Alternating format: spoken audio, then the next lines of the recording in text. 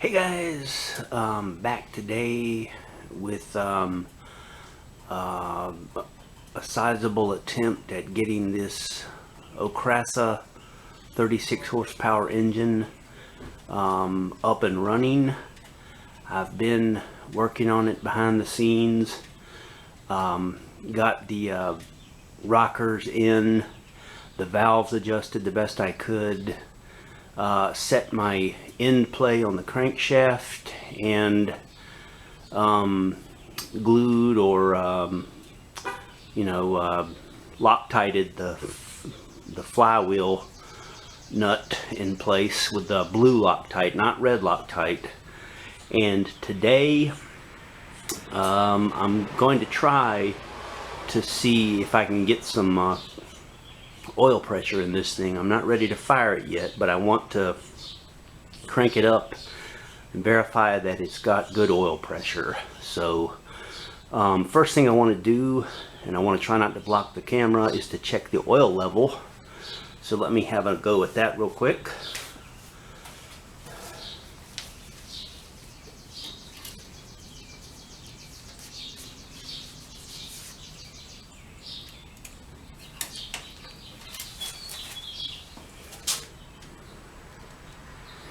It's like I've got good oil in it. It's filled with 20W50 Valvoline with some cam break-in lube in it, and I might add a little bit, just a little bit of oil there. It's at the bottom part of the dipstick. I'd like it a little bit higher, but still between the two marks. So let me take care of that, and I'll be right back. By the way, this is the additive I was referring to. This is Lucas Racing ZDDP TV Zinc Plus engine break-in oil additive. Not sponsored by them at all, but I've heard good stuff about this, and I've been using it on my 59 Bug with the hot rod 40 horsepower motor that's in it. And you want to prevent cam wear and lifter wear, and that goes with ensuring that the right cam is matched to the right lifters. Angle to angle, for instance, angle cam, angle lifters, that kind of thing. But you also want to try and make up for the missing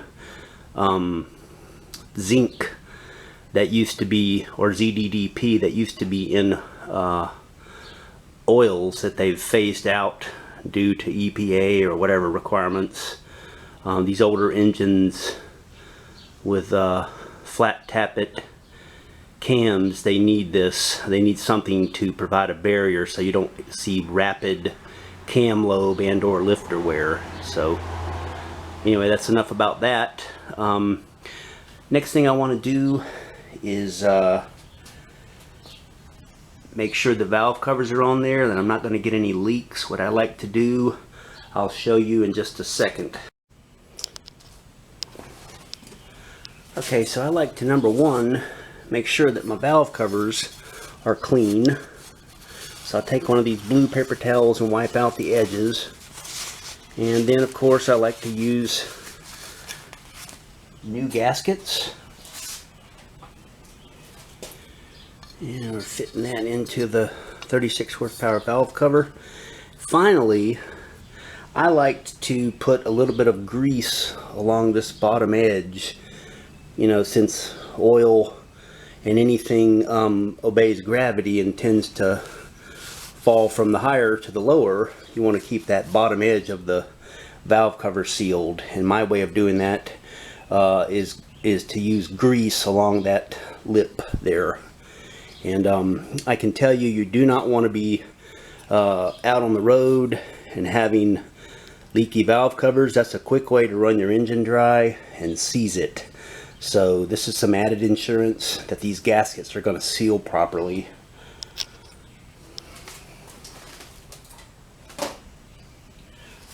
So I don't make it take a bath in it, but I do use just enough to really seal that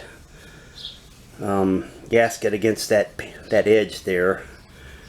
And I do this on each valve cover.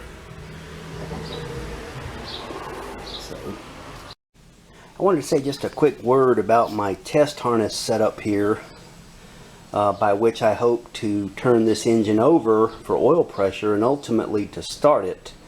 What you see there, your eyes aren't mistaking, that is a split case housing off of a 59 or 1960 Volkswagen.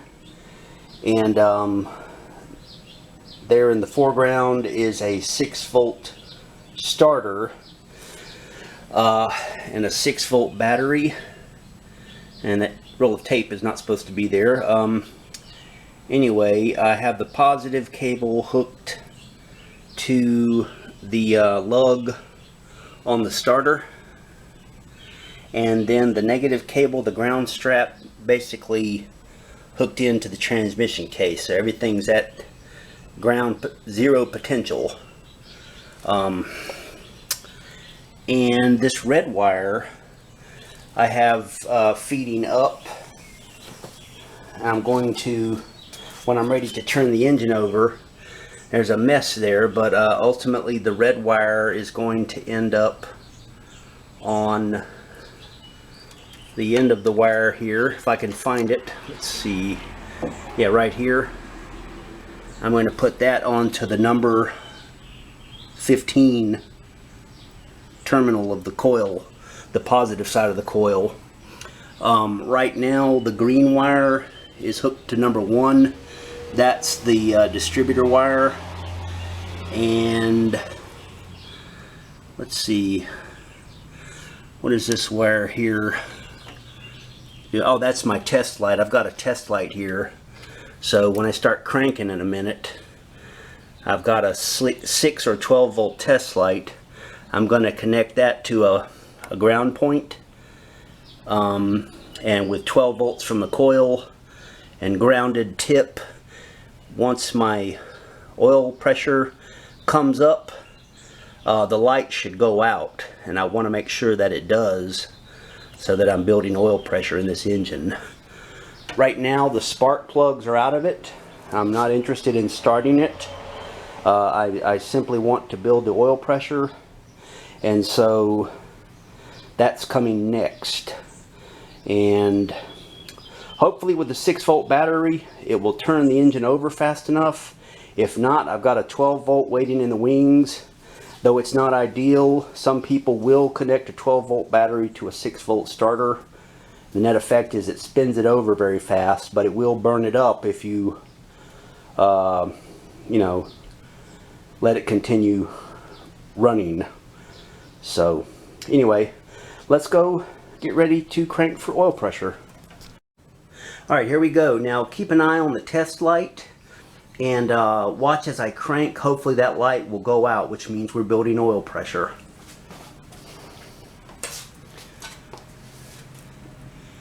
I'm gonna hook up my positive to my coil. Sorry if my head's in the way.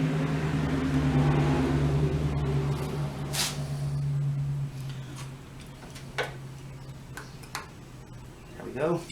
Light on. Let's crank.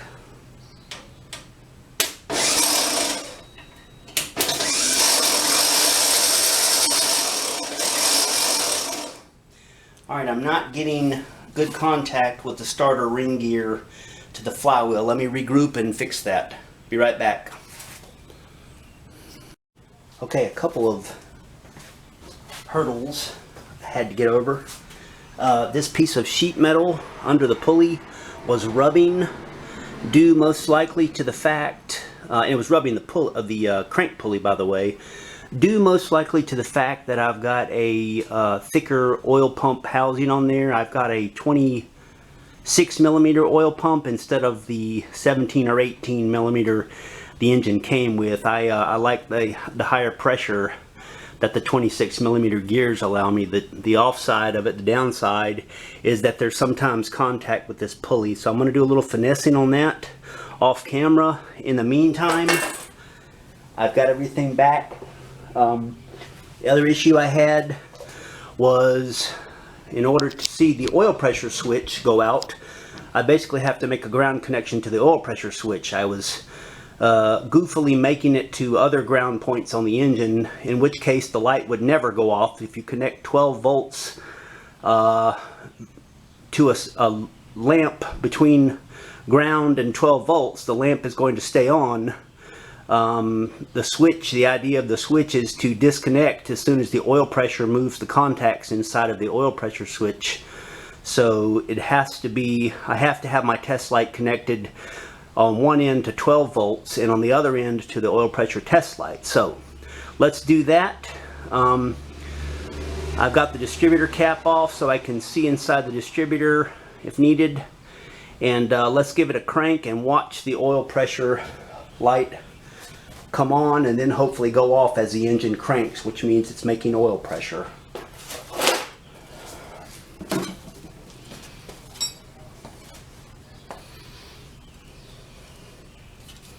Here's our light. You can see the light is on. And let's crank her. Make sure that nothing's going to get caught up in the rotating crank pulley. Here we go. Went off.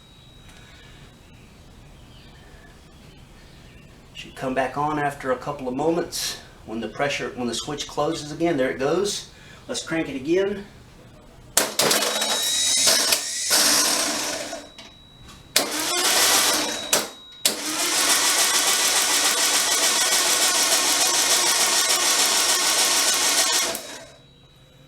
Okay, the light went off. Should come back on after a moment. The switch closes again.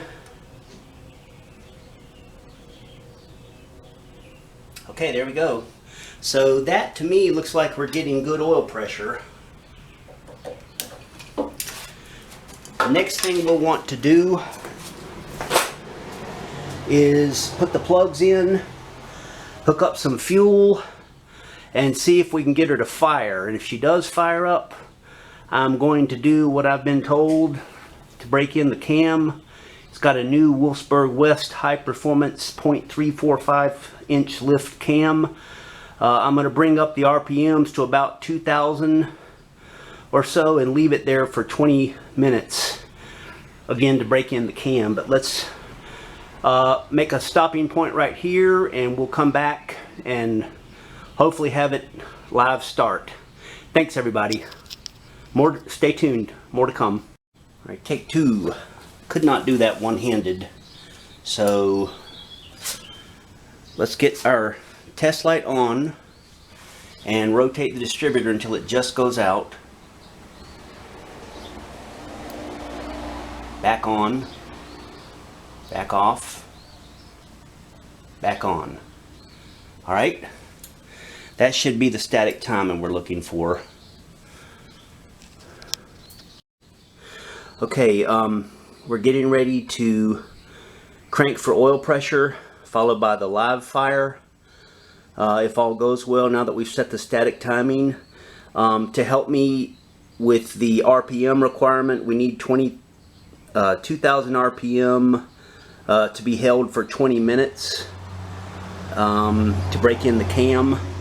To help me with that, I have this timing light with a built-in tachometer. I don't know if you can see it there, but it's an Innova, hope I'm pronouncing that right, part number 5568A. And so let's get some oil pressure and then we'll take the next step. All right, hold on just a second, stand by.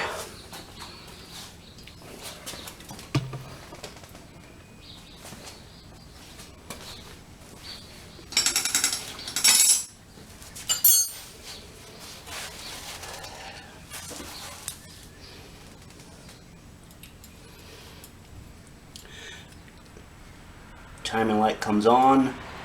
When connected to the switch contacts are closed, the oil pressure switch that is. I'm going to crank it until that light goes out and then let it run for another 10 seconds or so just to make sure oil gets through. There we go.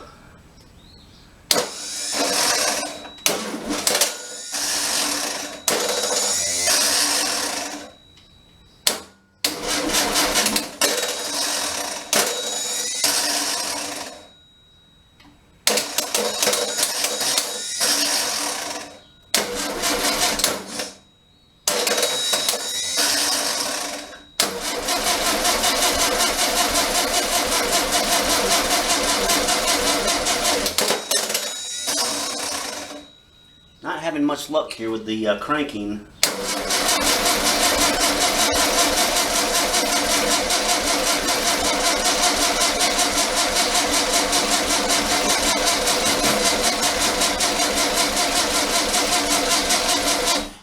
Alright, that's about 10 seconds beyond when the light went out. Should come back on in a sec.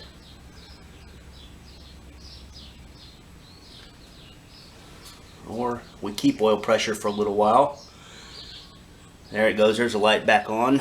Now, let's stop messing with that for the moment and try and crank this engine and see if it will fire up. So the moment everyone's waiting for. Hopefully no smoke, no seized engines. Okay.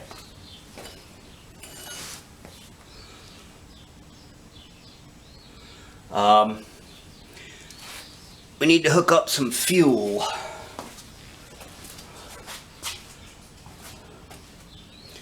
So I've got a 2-gallon can here, and I'm going to dip the filtered line in that.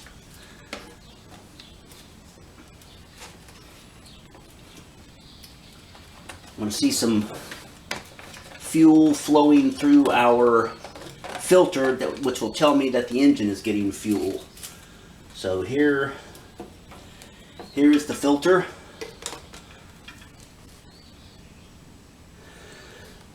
I'm going to put that in there. And I know you can't see that. Let me get the camera focused onto the fuel line. Take a moment here.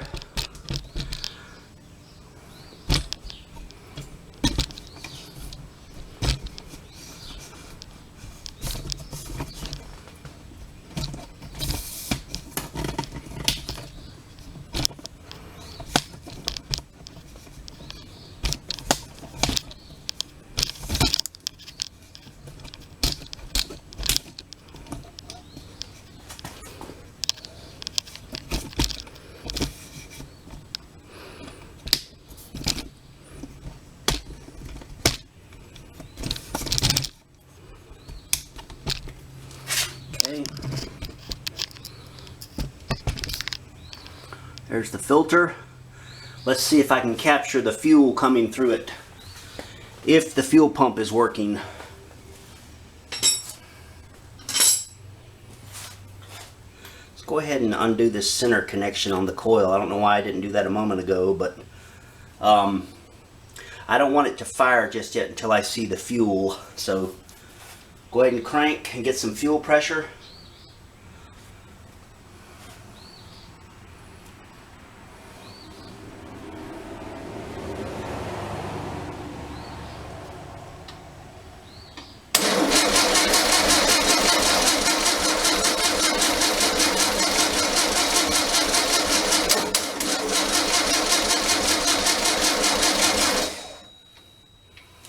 Let me do one thing. Let me set the fuel source up just a little bit higher so it pulls it into the engine more easily.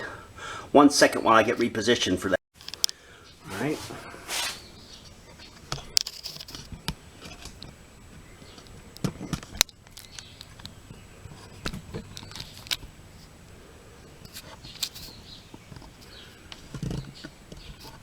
Alright, we're gonna crank again. This time we're going to leave the ignition enabled. Let's see what we get. Hope it fires. Let's see.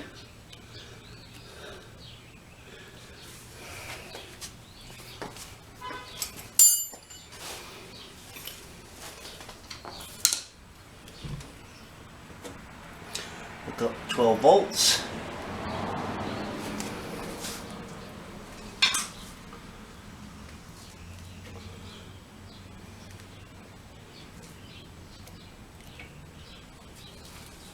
Okay, time to work. Here we go.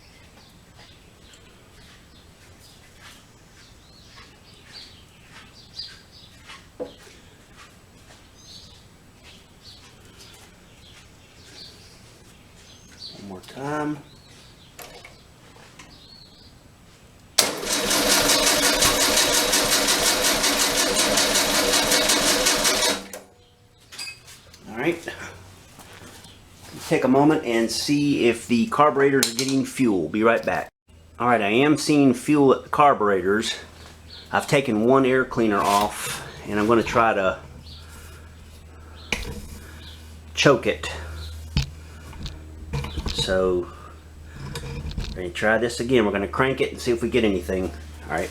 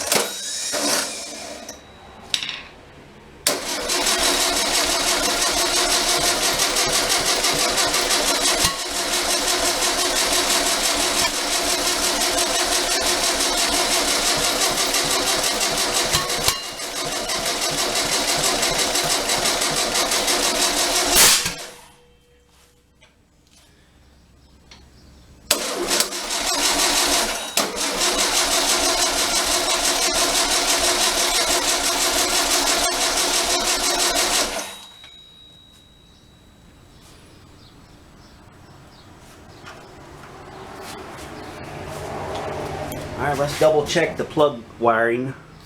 1 second. Alright, we're back. I have taken the opportunity to remove the 009 distributor that was on there because I'm not at all sure the timing is set correctly on that, and replace it with the single vacuum advanced distributor or mechanical advanced / vacuum advanced distributor this 36 horse engine came with. I'm just going to see if it's going to fire. It still may not, but I've reset the timing to the proper 7.5 degrees before top dead center. The rotor is aligned with the notch in the distributor body. The crank pulley notch is aligned with a split in the case, and I took the valve cover off and verified that number 1 piston is at top dead center in its rotation. The rockers are both completely closed, and they have the 0.004 of clearance required when the valves are closed. So let's give this a whirl and just going to see if it starts. All right, here we go.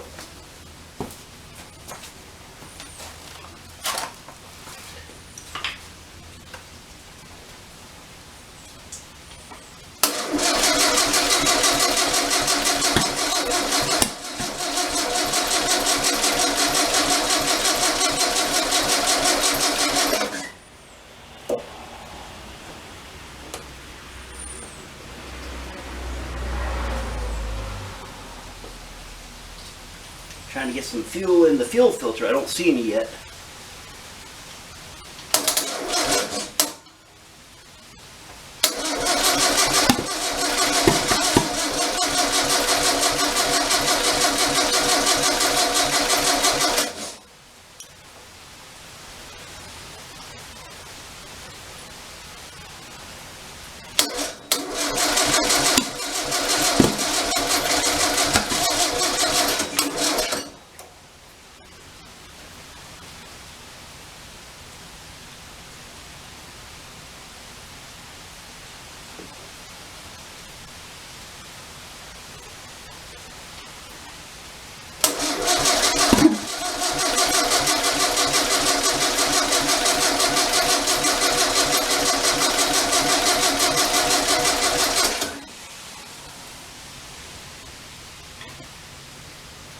Tell you what, let's reposition the fuel can to the right side of the engine.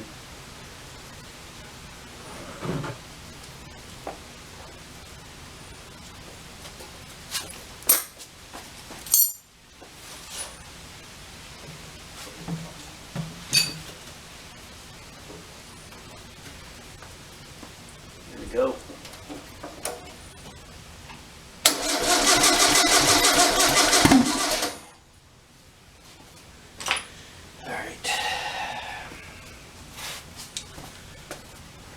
Subtle details are what matters.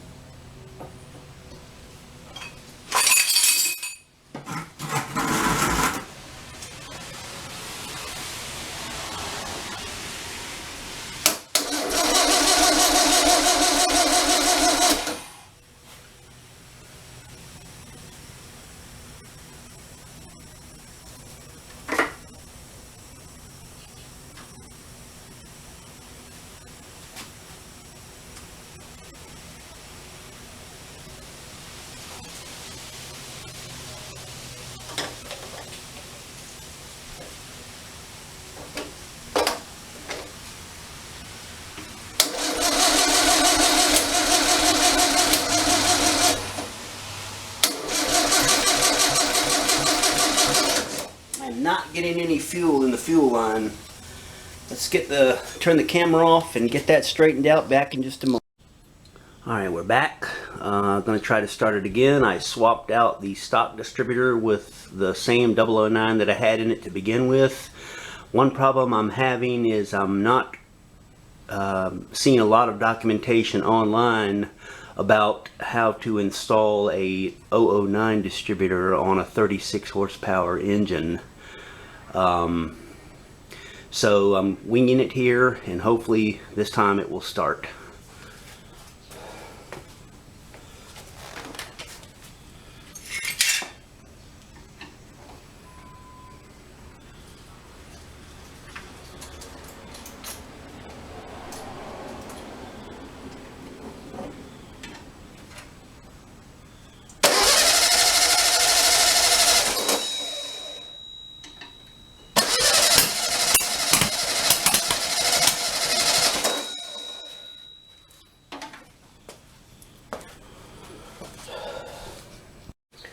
Alright, what worked is the same thing that happened to me the last time I put together an engine happened this time, and that is that for no matter how hard I try, I end up putting the distributor gear in backwards. And what that means is that the number 4 spark plug gets plugged into the distributor in the number 1 position. The number 1 spark plug goes to the number 4. The number 3 switches with the number 2, and once you do that, the thing fires. So whatever, I'm going to start it back up, let you guys hear it hopefully, and get the RPMs up there. So just a second.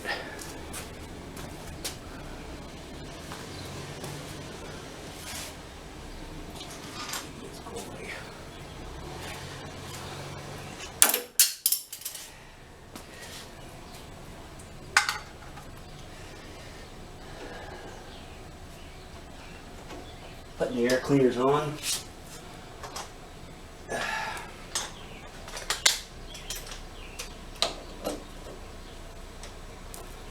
Alright, let's give it a fire here.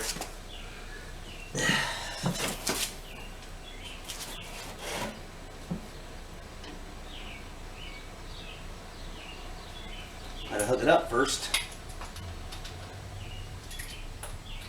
A lot of wire hooking and unhooking, believe you me.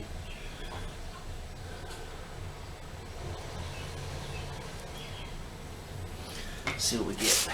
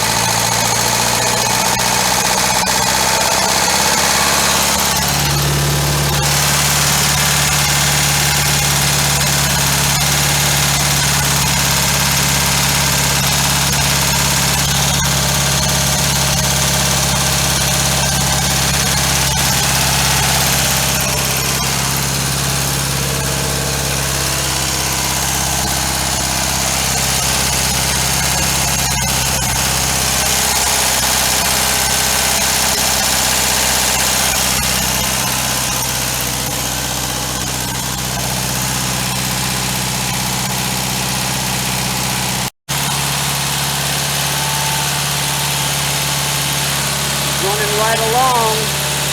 I got it about 2100 RPM.